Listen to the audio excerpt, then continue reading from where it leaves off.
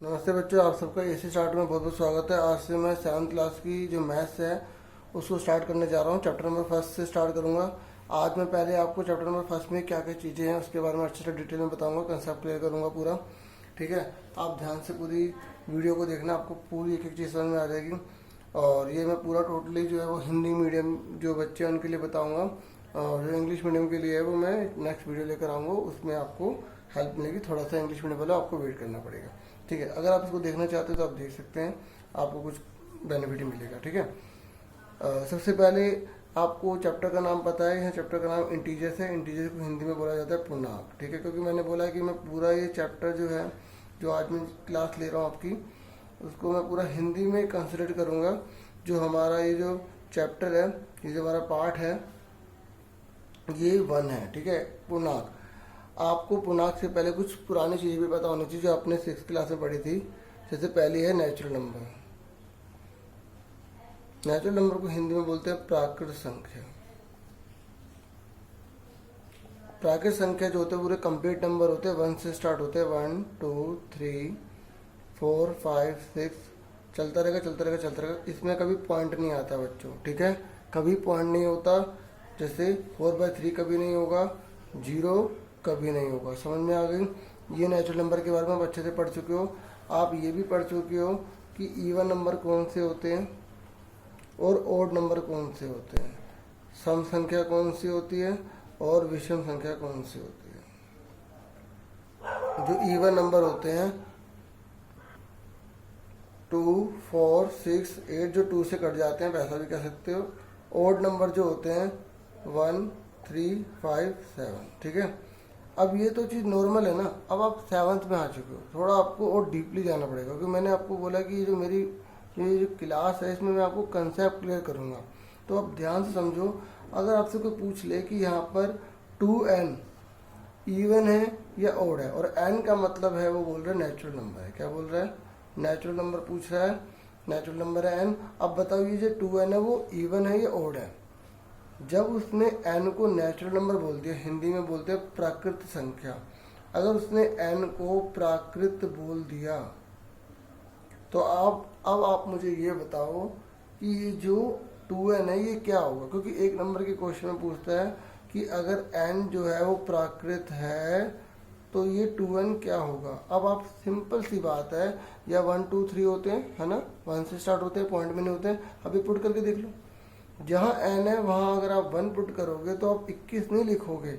अगर कोई साइन नहीं है तो मल्टीप्लाई कर दोगे तो 2 1 जा 2 आ जाएगा। अब मुझे ये बताओ, ये जो 2 है वो इवन है या ओड है?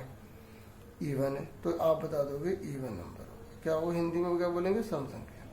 देखो, हिंदी मीडियम जो आप बच्चे हैं, आपको इंग्लिश में भी आना चाहिए। क्योंकि अगर आपको कंपटीशन में रहना है तो आपको इंग्लिश में भी सीखना होगा।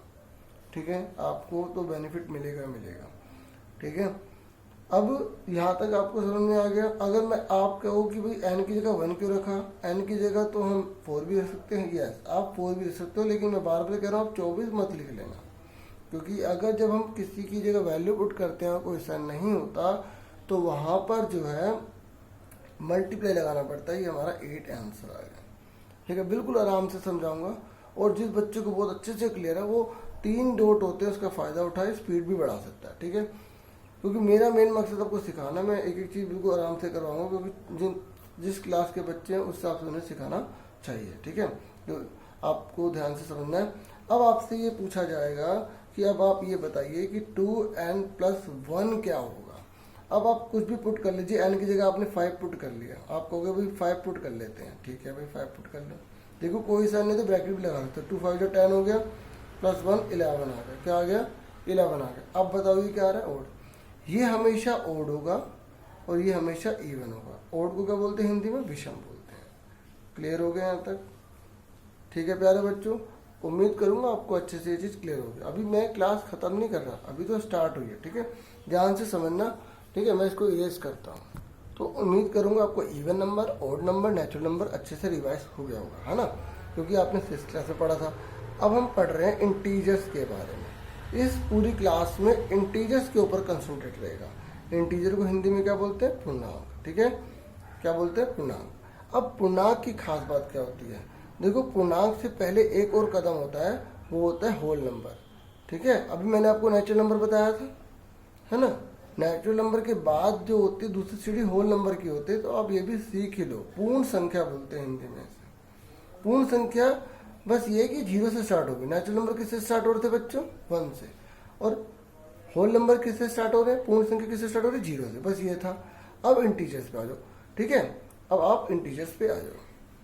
इंटीजर्स वो होते हैं बच्चों जो प्लस के भी होते हैं, मतलब होल नंबर तो है ही है, लेकिन ये नेगेटिव भी चला जाएगा, क्योंकि सबसे पहले आपको इंटीजर क्लियर होना चाहिए। दोनों तरफ जाएगा, दोनों तरफ जाएगा। ठीक है, और ये भी पॉइंट में नहीं होते। अगर आपसे कोई पूछ ले 4.5 क्या है, इंटीजर है, आप बोलोगे नो। 3.5 इंटीजर है, नो। माइनस का 10,000 है, यस। ठीक है, क्योंकि इसका कभी एंड नहीं है, पॉइंट में नहीं होना चाहिए, अपॉन में नहीं होना चाहिए। अब मुझे बताओ कि क्या ये इंटीजर है? 3/3। नो मत बोलना, पहले कैंसिल करके देखो, कट रहा है 1, यस है, यस। पहले कैंसिल करके भी चेक करना पड़ेगा। ठीक है, तो आपको इंटीजर क्लियर हो गया। अब हम इसके अंदर बहुत सारी चीज़ें पढ़ेंगे। हम इसमें पढ़ेंगे कि जब इंटीजर को ऐड किया जाता है तो क्या इंटीजर ही आता है? आओ चेक करें। देखो, हमने इंटीजर एक -3 ले लिया, ठीक है, और एक हमने इंटीजर ले लिया 4। अब इन दोनों को ऐड करो। अब माइनस के 3 है, 1 2 3, प्लस के 4 है, 1 2 3 4। तो ये से कैंसिल, ये से कैंसिल, ये से कैंसिल, +1 बचा तो +1। आप कहोगे यहाँ लिखा तो ऐड है, अब 1 लिख रहे हो। अब आप 7th में हो, तो आपको इंटीजर सीखनी है, इसलिए आपको ध्यान से समझना पड़ेगा नई नई चीज़ें भी। यहाँ माइनस का 3 है, खुद सोचो आपके पास 4 रुपये थे। प्लस मतलब होता है एक तरह से एडिशन, आपके पास वो चीज़ एक्स्ट्रा पड़ी हुई है।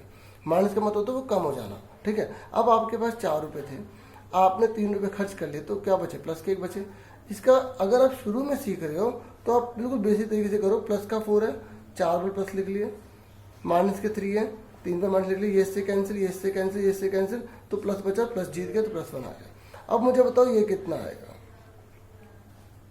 ठीक है, माइनस के 10 है, प्लस के 7 है, तो 1 2 3 4 5 6 7 8 9 10, और प्लस के 7 है, 1 2 3 4 5 6 7, तो ये से कैंसिल, ये से कैंसिल, ये से कैंसिल, ये तीनों जने कैंसिल हो गए, बचे क्या? माइनस के 3। ठीक है, क्लियर हो गया। अब बताओ इसको कैसे करोगे? क्या आप माइनस जो है वो 100 बार डालोगे? नहीं ना, ये सिर्फ कंसेप्ट बताने के लिए किया था। ठीक है, अब आप और अच्छे से क्लियर कर लो कि जब ऐसा है तो माइनस 100 बार बार लिखो। अब आपके माइंड में एक पिक्चर बन जानी चाहिए कि -100 जो है वो, जो माइनस है वो 100 बार है, माइनस जो है वो 100 बार है। माइंड में पिक्चर बनाओ, बन गई। अब सोचो कि उस माइनस के जो 100 हैं, माइनस जो है वो जो 100 है, उसमें से आप +5 हटा दो, प्लस के 5 है, तो कितने माइनस बचे? माइनस का 95 बना। क्योंकि आपको इमेजिन करना भी आना चाहिए, तभी आपकी मैथ धीरे धीरे स्ट्रॉन्ग होगी। मैं बिल्कुल आराम से, बिल्कुल बेसिक तरीके से बता रहा हूँ, ताकि आपको बहुत अच्छे से क्लियर हो जाए। उम्मीद करूंगा अच्छे समझ में आ रहा होगा। अगर इतनी बड़ी रकम आ गई, अब आप माइंड में सोचो कि माइनस जो है वो 1000 बार है, प्लस जो है वो 2000 बार, तो कौन जीतेगा? सिंपल सी बात है, प्लस तो प्लस का क्या आएगा? 1000, क्योंकि -1000 प्लस के 1000 से कैंसिल हो गए और बचे क्या? प्लस के 1000 बचे। क्लियर हो गए यहाँ तक? ठीक है, मैंने इंटीजर के बारे में आपको बता दिया कि ये प्लस करने पर और माइनस करने पर इंटीजर को प्लस और माइनस करने पर इंटीजर ही रहता है। ठीक है, मेरी बात समझ आ रही है? इंटीजर को अगर आप प्लस करो या माइनस करो तो इंटीजर रहता है, ये मैंने आपको बता दिया। अगर आपसे कोई पूछ ले, और एग्जाम में आता भी है टिक मार्क में, ठीक है, आपको बताना पड़ेगा कि अगर 2 इंटीजर को आप सम करोगे तो क्या इंटीजर आएगा? आप बोलोगे यस। ठीक है, समझ आई? या ट्रू फॉल्स में दे देगा। क्लियर हो गया? अब 2 इंटीजर की मल्टीप्लाई करो, तो 2 इंटीजर की मल्टीप्लाई करोगे, अगर इंटीजर की मल्टीप्लाई इंटीजर में कर रहे हो तब भी इंटीजर आएगा। समझ में आ गई? मतलब पूर्णांक की अगर आप गुणा करोगे पूर्णांक में तो पूर्णांक ही आएगा, ये आपके फिलअप में दे देगा। समझ में आ गई? ए बी की मल्टीप्लाई करेगा तो जो ए बी आंसर आएगा वो भी क्या होगा? इंटीजर ही होगा। क्लियर हो गया? जैसे माइनस का 3 ले लिया, माइनस का 4 ले लिया, तो देखो जब मल्टीप्लाई होता है तो ये माइनस से माइनस कैंसिल हो जाता है, 3 4 12, तो ये भी एक इंटीजर है प्लस का, ये माइनस का 3 भी इंटीजर है, माइनस का 4 भी इंटीजर है। अब ये आप चीज़ समझ लो। देखो बच्चे क्या करते हैं, जब प्लस वाला सवाल करवाता हूँ तो वो तो अच्छे से सीख लेते हैं, जब माइनस का जैसे ही होता है उसमें गड़बड़ कर देते हैं। ठीक है, थोड़ा सा इसको मैं और क्लियर कर देता हूँ, ध्यान समझो। देखो एक लिखा है -3 - 4, इसका आंसर क्या आएगा। एक लिखा है -3 × -4, इसका आंसर क्या आएगा। देखो यहाँ पर कहीं मल्टीप्लाई है नहीं है, यहाँ पर मल्टीप्लाई है। तो दो प्रकार के एक तरह से फॉर्मूले समझ लो कि क्या होते हैं। अगर प्लस माइनस है मतलब उनके बीच में अगर मल्टीप्लाई का साइन है तो माइनस आ जाएगा, माइनस मल्टीप्लाई का साइन है, माइनस है तो वो प्लस हो जाएगा। ठीक है, और अगर यहाँ माइनस है मल्टीप्लाई का साइन यहाँ प्लस है तो यहाँ माइनस हो जाएगा, और अगर यहाँ प्लस है मल्टीप्लाई का साइन यहाँ प्लस है तो यहाँ प्लस आएगा। ये क्लियर हो गया। ठीक है, दूसरा है विदाउट मल्टीप्लाई। अगर माइनस की एक अमाउंट है और दूसरी अमाउंट भी माइनस की है तो वो दोनों ऐड हो जाएंगे, मतलब जुड़ जाएंगे, और यहाँ पर जो साइन है वो माइनस का आएगा। क्लियर हो गया। अगर राइटिंग समझ नहीं आ रही तो सुनाई जरूर दे रहा होगा। ठीक है, इसे अमाउंट लिखा है मैंने। अमाउंट मतलब होता है कोई राशि, कोई रकम। ठीक है, कोई राशि दे रखी है, कोई राशि दे रखी है। ठीक है, तो वो दोनों अगर दोनों माइनस के हैं तो वो हमेशा जुड़ेंगे। ठीक है, साइन माइनस का आएगा। ऐसा क्यों हो रहा है खुद सोचो, क्योंकि अगर आपको कंसेप्ट क्लियर होगा तो आप बहुत अच्छे से कर लोगे। आप माइंड में सोचो कि माइनस के 3 आ गए और माइनस की 4 और आ गए, तो यहाँ तो कोई कटा ही नहीं, तो टोटल कितने माइनस हो गए, माइनस के 7 हो गए। क्लियर हो गया।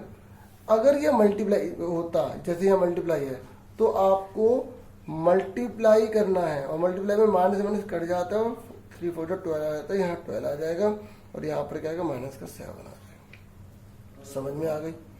अब मैं इसके फॉर्मूले बता रहा था, मैंने एक बता दिया वाला। अब इसका दूसरा देखो, अगर पहली अमाउंट प्लस की है, दूसरी अमाउंट भी प्लस की है, तो दोनों ऐड हो जाएंगे, और यहाँ पर ऐड मतलब होता है जमा, और यहाँ साइन प्लस का आएगा, और प्लस लिखते नहीं है, यहाँ जोड़ देंगे, जोड़ो। ठीक है, और अगला है, अगर ये प्लस का है, पहली अमाउंट प्लस की है, दूसरी अमाउंट माइनस की है, ये राशि है। ठीक है, पहली राशि और दूसरी राशि। ठीक है, अगर ये प्लस का है, ये माइनस का है, तो आपको क्या करना है, हमेशा घटाना है, घटाओ पहली चीज। और साइन कौन सा लगाएंगे, जो बड़ा होगा, साइन जो बड़ी अमाउंट होगी।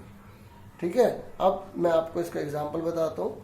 जैसे कि आप यहाँ देखो, माइनस का 4 है, प्लस का 7 है। अब बताओ यहाँ क्या आएगा। हालांकि मैं इसका कंसेप्ट अच्छे से क्लियर कर चुका हूँ, फिर भी एक बार आपको इसके फॉर्मूले बता रहा हूँ कि ये कैसे हैं। देखो माइंड में सोचो, प्लस के 7 है और माइनस के 4 है, तो प्लस के 7 ज़्यादा है या माइनस के 4 ज़्यादा है, प्लस के ज़्यादा है। तो माइनस की जो 4 है, अगर प्लस के 4 से कट जाएंगे तो सिर्फ प्लस के कितने बचेंगे, 3 बचेंगे ना। ठीक है, शुरू में आप क्या करना, ये छोटे छोटे क्वेश्चन लेना। ठीक है, ऐसे माइनस के 4 1 2 3 4 ऐसे लिखना, प्लस के 7 है 1 2 3 4 5 6 7, 1 2 3 4 5 6 7, तो ये इससे कट गया, ये इससे कट गया, ये इससे कट गया, ये इससे कट गया, कितना आ गया, प्लस का 3 आ गया। और जब प्लस होता है तो वो आगे लिखो या ना लिखो, मर्जी होती है। अब आप कहोगे यहाँ क्यों लिखा हुआ प्लस, जब उसके आगे कोई अमाउंट होती है तो ये 7 इसको बताएगा ना कि भाई मेरी बिरादरी जो है वो प्लस की है, इसलिए लगाया। ठीक है, समझ में आ गई। अगर किसी के आगे कोई अमाउंट होती है, कोई राशि होती है, तो वहाँ साइन लगाना जरूरी होता है। ठीक है, यहाँ तक क्लियर हो गया। ऐसे ही अगर प्लस और माइनस वाली कोई अमाउंट आ जाती है तो वही चीज़ है, हमेशा घटाना है। ठीक है, एक एक चीज़ को नोट करते रहना, नोट्स बनाते रहना। और साइन किसका आएगा, जो बड़ा होगा, साइन किसका आएगा, जो बड़ा होगा, जो बड़ा होगा। अब इसका एग्जाम्पल और ले लेते हैं। देखो यहाँ मैंने 7 लिख लिया, या माइनस का 4 लिख लिया, पहले प्लस है बाद में माइनस है। अब बताओ यहाँ क्या आएगा, प्लस का 7 है ना, तो प्लस का 7 है, प्लस को 7 बार लिख लो। अभी थोड़ा ऐसे कर लो।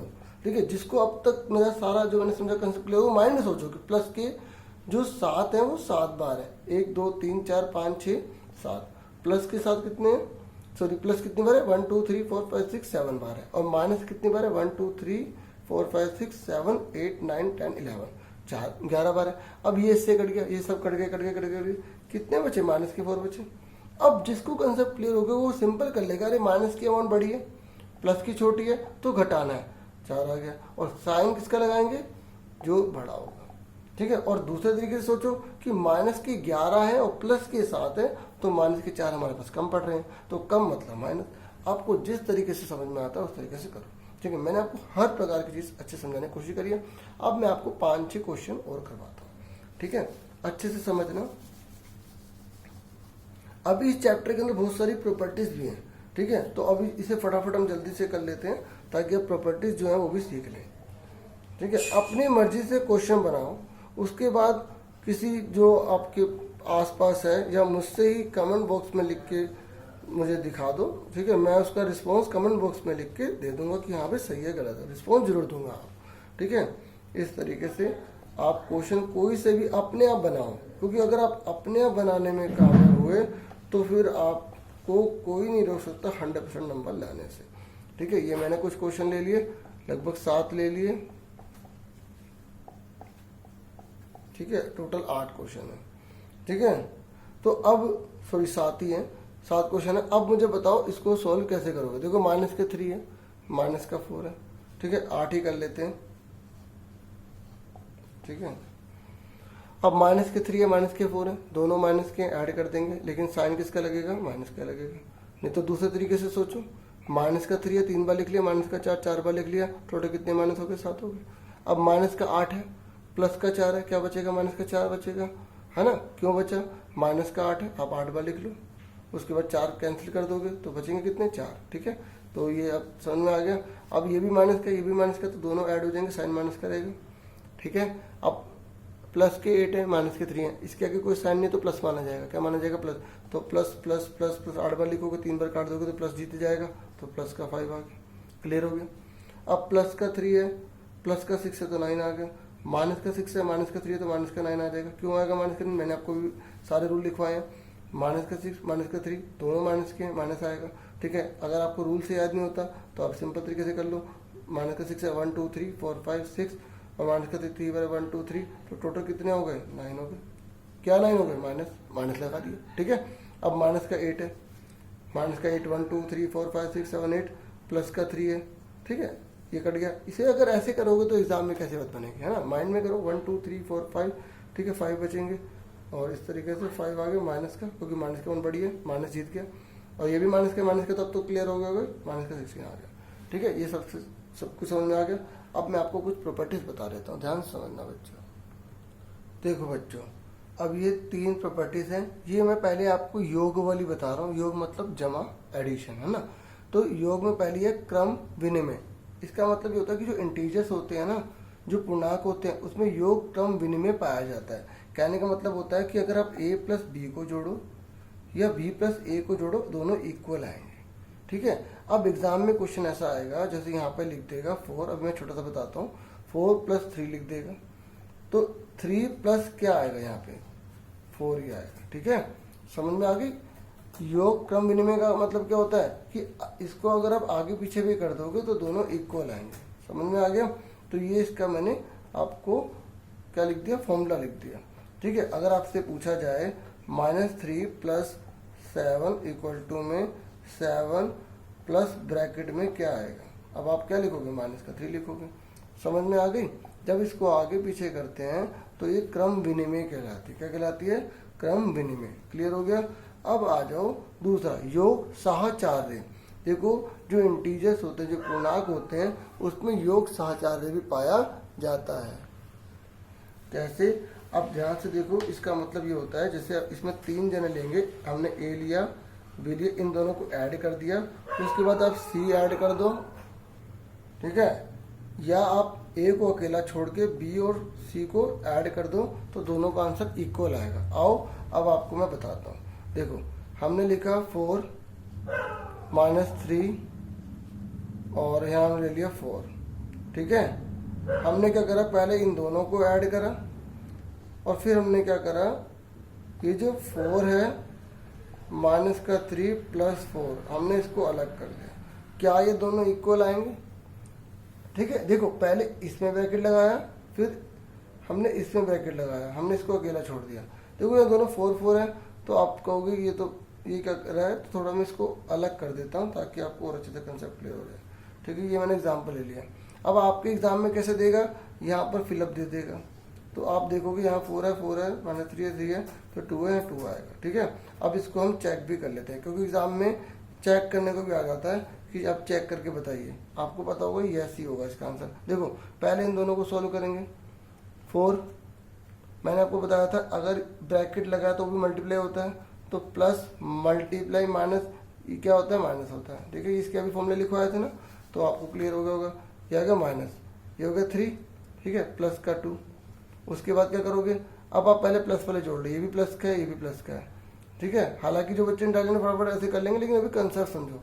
ये भी प्लस का ये भी प्लस का, तो कितने हो गए 6, माइनस का 3 कितना आ गया 3 आ गया। ठीक है, और जो मैंने अभी आपको एक तरीका बताया था कि माइंड में सोचो थोड़ा कि 4 है 1 2 3 4, माइनस के 3 है 1 2 3, प्लस के 2 है 1 2, तो ये इससे गया ये इससे गया और ये इससे चला गया। बचा कौन, बचा कौन, प्लस बचा, क्या बचा प्लस बचा, कितने बचे 3 बचे। तो इसका आंसर हमारे सामने क्या आ गया 3 आ गया। ठीक है, क्योंकि हमें एग्जाम में पूरा करके दिखाना होगा। ठीक है, मैं आपको बताऊं एग्जाम में कैसे करोगे, क्योंकि इसने बोला है पहले इसको सॉल्व करो, तो आपको पहले इसको सॉल्व करना है। यहाँ तो मैंने आपको एक साथ सॉल्व करके दिखाया ना, तो आपके मार्क्स कट जाएंगे। पहले इसको सॉल्व करो, तो आपने प्लस माइनस 3 है तो क्या हो गया माइनस का 3 होगा। ठीक है, यहाँ तो समझ आ गया, तो मैंने यहाँ क्या लिख दूंगा प्लस माइनस माइनस 3, ये हमने ब्रैकेट लगा लिया। ऐसे इसे सॉल्व करो, अब यहाँ तो ब्रैकेट है नहीं तो ये ऐसे उतर जाएगा। ठीक है, अब 4 में से 3 के कितने बचे 1, और माइनस के 3 में से प्लस के 2 के कितने बचे, देखो माइनस के 3 बार लिखा और प्लस 2 बार लिखा, माइनस का 1 बचे। ठीक है, नहीं तो माइंड में सोचो, माइनस के 1 बड़ी है प्लस की छोटी है तो माइनस का साइन आएगा, है ना। आप ऐसे भी कर सकते हो। अब 3 और ठीक है सॉरी यहाँ 2 है, तो 2 और 1 कितना होगा 3, और 4 में से 1 का 3, तो दोनों इक्वल आ रहा है ना, LHS इक्वल टू RHS आ रहा है, नहीं आ रहा ना। तो इसका मतलब ये होगा कि जो इंटीजर है उसके अंदर एक योग क्रमविनिमय में पाया जाता है, योग साहचर्य पाया जाता है। ये बहुत इंपॉर्टेंट है, क्योंकि एग्जाम में ये लिखा आएगा तो आपको नाम पूछेगा। ठीक है, ये लिखा आएगा तो नाम पूछेगा, बहुत इंपॉर्टेंट क्वेश्चन है। ठीक है, और फिलअप में भी आ सकता है और आपसे ठीक है टिक द करेक्ट में भी पूछ सकता है। ठीक है, यहाँ तक क्लियर हो गया। अब उसके बाद जो है तीसरी जो है इसकी प्रॉपर्टी, योग में जो है शून्य तस्मक होता है। कहने का मतलब पता है क्या है इसका, ये आप इसके साथ उतारना। ठीक है, जो लिख रहा हूँ एग्जाम्पल वो उसके साथ उतारना। ठीक है, मेरी तरह ऐसे से मत करना, नहीं तो फिर सारा मेहनत मेरी बेकार हो जाएगी। अब योग के अंतर्गत तस्मक का मतलब ये होता है कि आप किसी भी इंटीजर में 0 को ऐड करोगे तो वही आएगा। जैसे 0 में आपने -3 को ऐड करा तो -3 ही आएगा। ठीक है, 3 में आपने -3 में 0 को ऐड करा तब भी आपका क्या आएगा, क्या आएगा 3 ही आएगा। तो ये योग के अंतर्गत पूर्णांक शून्य तस्मक होता है। तस्मक का मतलब है वो उसको वैसा ही लाता है जैसा वो दे रखा है। तो इसका फॉर्मूला क्या होगा, 0 + a = a होता है। ये लिख के देगा, आपसे प्रॉपर्टी का नाम पूछ लेगा, नहीं तो आपसे एक क्वेश्चन पूछ लेगा 4 + 0 क्या आएगा 4 आएगा। 4 माइनस का है प्लस 0 क्या आएगा माइनस का 4 आएगा। 0 माइनस का 4 है तभी माइनस का 4 आएगा, मतलब सेम आएगा। क्लियर हो गया। ठीक है, अब मैं आपको कराऊंगा जो गुणा में, मतलब जो मल्टीप्लाई में जो प्रॉपर्टीज होती हैं। अब इस योग की जगह मैं गुणन लिख दूंगा। ठीक है, ध्यान से देखो। अब आप गुणन को देखो, गुणन क्रम विनिमय। इसमें क्या होता है कि a × b इक्वल होगा b × a। ठीक है, और गुणन सहचार्य के अंदर बिल्कुल वैसे ही करना है जैसे कि आपने एडिशन में करा था। जैसे पहले इन 2 की मल्टीप्लाई कर लो, ठीक है, उसके बाद इसमें कर लो, या इसको अकेला छोड़ के दोनों की पहले मल्टीप्लाई कर लो तो दोनों इक्वल आएंगे। और गुणन के अंतर्गत पूर्णांक एक तस्मक होता है, उसमें 0 होता था ना। इसमें क्या होता है कि अगर आप गुण 1 को मल्टीप्लाई किसी से भी करोगे जो वो इंटीजर होगा तो आंसर सेम आएगा। जैसे उसमें 0 को किसी से भी ऐड करते थे तो क्या आता था, सेम आता था ना। ऐसे इसमें 1 को लेना, ये बहुत इंपॉर्टेंट, क्योंकि कई बच्चे क्या करते हैं, पूछा हो तो गुणन वाला है और जो टिक कर देते हैं वो 0 वाले पे कर देते हैं, तो हो जाएगा ना आपका गलत। ठीक है, तो गुणन वाले के अंदर जो पूर्णांक जो तस्मक होता है वो 1 होता है। अब पहले इसका एग्जाम्पल समझ लो गुणन का। जैसे अगर आप 4 × 3 करोगे या 3 × 4 करोगे तो आपका 12 ही आंसर आएगा। ठीक है, ये तो बहुत इजी हो गया। थोड़ा सा आप ऐसे देख लो, -4 × -3 करो या -3 × -4 करो तो माइनस से माइनस कट गया 4 0 12 आ गया, माइनस कट गया 4 0 12 आ गया। ठीक है, दोनों इक्वल आ गए, 2 माइनस उससे कट जाते हैं। जैसे अगर मान लो मल्टीप्लाई में 1 2 3 ये बहुत सारे मल्टीप्लाई, ये माइनस माइनस कट गया, ये माइनस माइनस कट गया, ये बचा तो माइनस लगेगा, माइनस लगेगा। क्लियर हो गया। मतलब ओड माइनस होंगे, मतलब विषम होंगे तो माइनस बचेगा, अगर सम होंगे तो माइनस नहीं बचेगा। ठीक है, मैं एक और एग्जांपल बता देता हूँ। जैसे -2 -3 -4 -5 दे रखे, माइनस से माइनस कट गया, माइनस से माइनस कट गया, तो 3 2 6, 4 5 20। ठीक है, समझ आई। उसके बाद आपका आंसर कितना आ गया, 120 आ गया। ठीक है, माइनस से माइनस कट गया, माइनस से माइनस कट गया, इसकी इससे मल्टीप्लाई कर लो, इसकी इससे मल्टीप्लाई कर लो, फिर जो आएगा उसको मल्टीप्लाई कर लो। ठीक है, तो ये मैंने आपको क्या समझा दिया, गुणन समझा दिया। अब साचार्य देख लो, 4 × 3 ये दे रखा है और यहाँ लिखा होगा -3। ठीक है, मैं आपको अलग करके दिखा देता हूँ, 2 कर देता हूँ। ऐसे ही मैंने क्या करा, -2 बेचारे को अकेला कर दिया, सॉरी 4 को अकेला कर दिया, 3 × -2 कर दिया। अब देखो आंसर सेम आएगा नहीं आएगा, मल्टीप्लाई करो दोनों को, 4 × 12, -2 सेम उतार लो, 4 को सेम उतार लो, मल्टीप्लाई करो, 3 2 6। ठीक है, अब 12 2 कितना होता है 24, 6 4 कितना होता है 24, दोनों इक्वल आ रहे हैं। तो ये प्रॉपर्टी भी बिल्कुल क्या है, सक्सेसफुल है। क्या है, सक्सेसफुल है। क्लियर हो गया। अब एक बार इसका भी एग्जांपल देख लो कि एक कैसे होता है। देखो आप एक की किसी में भी एडिशन कर दो तो चेंज हो जाएगा वो, है ना। लेकिन अगर आप मल्टीप्लाई करोगे तो वो वही रहता है। देखो 3 की मल्टीप्लाई 1 में करोगे तो क्या आएगा, 3 आएगा ना। -4 की मल्टीप्लाई 1 में करोगे तो क्या आएगा, -4 आएगा। ये चीज मैं समझाना चाहता था। इसका फॉर्मूला आप देख लो, a × 1 = a, a × 1 = a ही आएगा। क्लियर हो गया। आप a × 1 लिखो या 1 × a लिखो तो a ही आएगा। a का मतलब क्या है, कोई भी अमाउंट। ठीक है, कोई भी अमाउंट हो सकती है, कोई भी राशि हो सकती है, इतनी बड़ी भी हो सकती है, आपका यही आएगा। ठीक है, बिल्कुल आराम से समझा रहा हूँ ताकि आपको अच्छे से क्लियर हो जाए। अब इसकी 2-3 प्रॉपर्टी बची है, उसके बाद चैप्टर का पूरा कंसेप्ट क्लियर हो जाएगा, फिर आप चैप्टर खुद भी पूरा कर सकते हो। ठीक है, बाकी मैं पूरा चैप्टर भी आपको करवाऊंगा। देखो अभी आपने पहले योग वाला सीखा, फिर आपने गुणन वाला सीखा। अब ये जो प्रॉपर्टी है, इस प्रॉपर्टी के अंदर आप जो है दोनों को एक साथ सीखोगे तो उसका नाम होता है वितरण गुण।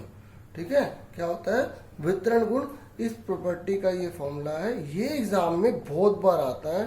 ठीक है, और 4 नंबर तक के क्वेश्चन में आता है। ठीक है, इसको आप छोड़ नहीं सकते। ठीक है, इस तरीके से मैं पूरा बता रहा हूँ, क्योंकि अगर आपको कंसेप्ट क्लियर हो जाता है तो आप पूरा चैप्टर खुद ही कर सकते हो।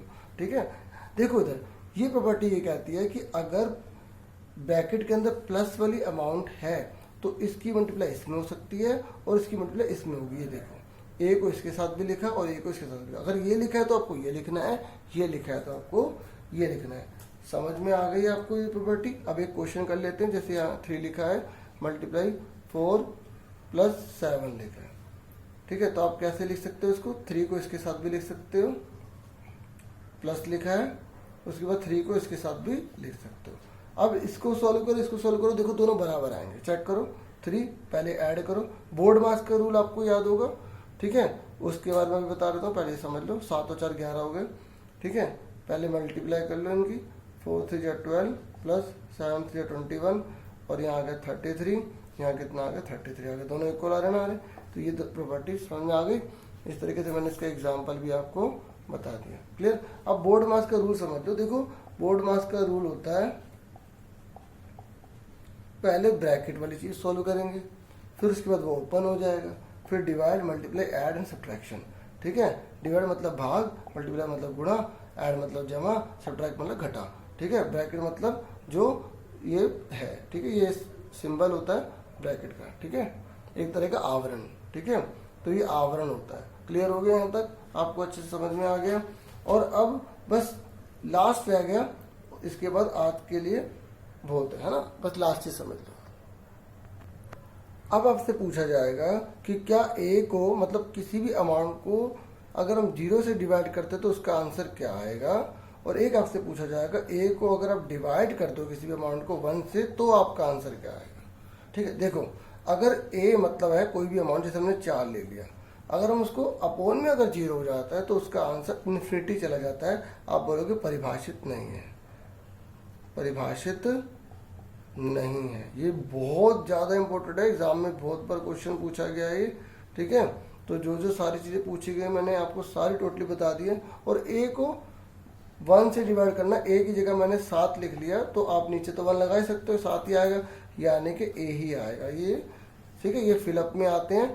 और इस तरीके से मैंने आज आपको पूरा अच्छे से पूरे चैप्टर का सारी मेन डिटेल अच्छे से समझा दी, और उम्मीद करूंगा आपको अच्छे से समझ भी आया होगा और आपने काफी इंटरेस्ट भी लिया होगा। ठीक है, अब उसके बाद मैं इस चैप्टर को भी पूरा करवाऊंगा। ठीक है, और आज के लिए इतना बहुत है। Thank you for watching. नमस्ते सभी को।